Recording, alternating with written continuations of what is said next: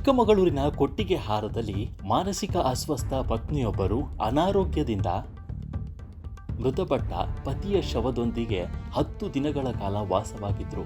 ಪತಿ ಸತ್ತಿರುವುದೇ ತಿಳಿಯದ ಆಕೆ ಕೊಳೆತ ಶವದ ವಾಸನೆಯಿಂದಾಗಿ ಅಕ್ಕಪಕ್ಕದವರು ಗಮನಿಸಿದಾಗ ಈ ಭೀಕರ ಘಟನೆ ಬೆಳಕಿಗೆ ಬಂದಿದೆ.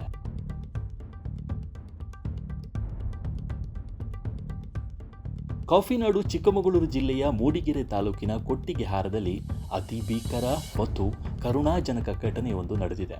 ಅನಾರೋಗ್ಯದಿಂದ ಮಲಗಿದ್ದಲ್ಲೇ ಮೃತಪಟ್ಟ ಪತಿಯ ಶವದೊಂದಿಗೆ ಮಾನಸಿಕ ಅಸ್ವಸ್ಥ ಪತ್ನಿಯೊಬ್ಬರು ಬರೋಬ್ಬರಿ 10 ದಿನಗಳ ಕಾಲ ಕಳೆದಿದ್ದಾರೆ. ವಿಚಿತ್ರ ಅಂದರೆ ಪತಿ ಸತ್ತಿರೋದೇ ಪತ್ನಿಗೆ ತಿಳಿದಿಲ್ಲ. 77 ವರ್ಷದ ಸಿರಿಲ್ ಮೋನಿಸ್ ಅವರು ವಯೋಸಹಜ ಅನಾರೋಗ್ಯದಿಂದ ಮಲಗಿದಲ್ಲಿಯೇ ಮೃತಪಟ್ಟಿದ್ದರು. ಆದರೆ ಮನೆಯಲ್ಲಿದ್ದ ಮಾನಸಿಕ ಅಸ್ವಸ್ಥ ಪತ್ನಿಗೆ ತನ್ನ ಪತಿ ಮೃತಪಟ್ಟಿದ್ದಾರೆಂಬ ಕನಿಷ್ಠ ಜ್ಞಾನವೂ ಇಲ್ಲ.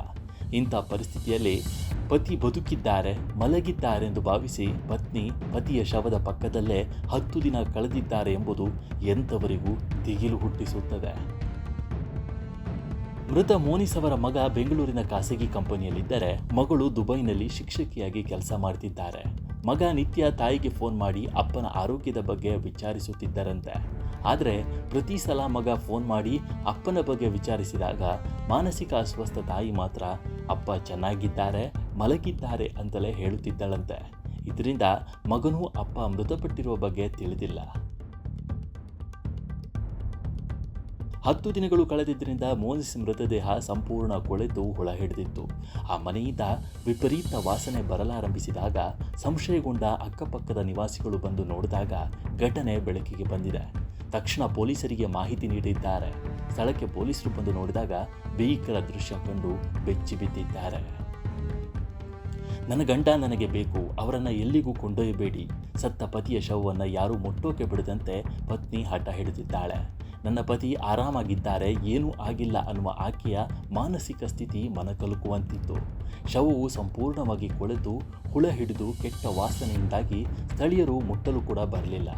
ಇಂಥ ಪರಿಸ್ಥಿತಿ ವೇಳೆ ಸಮಾಜ ಸೇವಕ ಆರಿಫ್ ಅವರು ಮುಂದೆ ಬಂದು ಮೃತದೇಹವನ್ನು ಮರಣೋತ್ತರ ಪರೀಕ್ಷೆಗೆ ಸಾಗಿಸಲು ನೆರವಾಗಿದ್ದಾರೆ. 15 ದಿನಗಳ ಹಿಂದಷ್ಟೇ ಮನೆಗೆ ಬಂದು ಹೋಗಿದ್ದ ಮಗ ಕೆಲವು ದಿನಗಳ ಕಾಲ ಅಪ್ಪನ ಯೋಗಕ್ಷೇಮ ನೋಡಿಕೊಂಡು ಮತ್ತೆ ಬೆಂಗಳೂರಿಗೆ ವಾಪಸ್ಸಾಗಿದ್ದ. ಅಲ್ಲಿಂದ ಕಾಲ್ ಮಾಡಿದಾಗ ಅಪ್ಪ ಆರಾಮ ಇದ್ದಾರೆ ಎನ್ನುವ ತಾಯಿಯ ಮಾತು ಕೇಳಿ ಮತ್ತೆ ಬಂದಿರಲಿಲ್ಲ. ಆದರೆ ಇದೀಗ ಅಪ್ಪನ ಸಾವಿನ ಸುದ್ದಿ ಕೇಳಿ ಓಡಿ ಬಂದರೂ ಅಪ್ಪನ ಶವ ಸಂಪೂರ್ಣ ಕೊಳೆತು ಹೋಗಿದ್ರಿಂದ ಅಪ್ಪನ ಮುಖ ನೋಡುವ ಭಾಗ್ಯವೂ ಸಿಗಲಿಲ್ಲ. ಇನ್ನು ದುಬೈನಿಂದ ಮಗಳು ಕೂಡ ಬರಲಾಗಲಿಲ್ಲ. ಅಂತಿಮವಾಗಿ ಬಣಕಲ್ ಕ್ರೈಸ್ತ ಸ್ಮಶಾನದಲ್ಲಿ ಮೋನಿಸ್ ಅವರ ಅಂತ್ಯ ಸಂಸ್ಕಾರ ನೆರವೇರಿಸಲಾಗಿದೆ.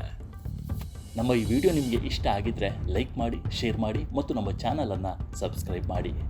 ಧನ್ಯವಾದಗಳು.